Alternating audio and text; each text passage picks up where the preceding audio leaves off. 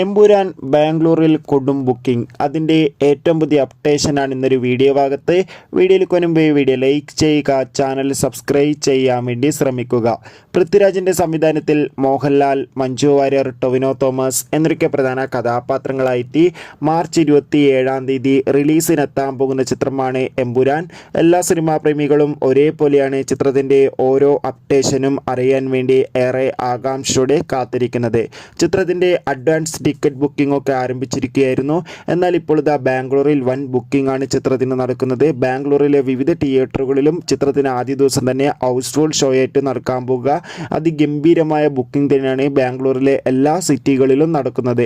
എന്തായാലും കാത്തിരിക്കാം കൂടുതൽ അപ്ഡേഷൻ അറിയാൻ വേണ്ടി. ഇതുവരെ ബാംഗ്ലൂരിൽ മാത്രം ചിത്രത്തിന് ഏകദേശം അഡ്വാൻസ് പ്രീ സെയിലിലൂടെ ഏകദേശം 1.5 കോടി 2 കോടിക്കടുത്ത് കളക്ഷൻ നേടിയെടുക്കാൻ വേണ്ടി സാധിച്ചിട്ടുണ്ട്.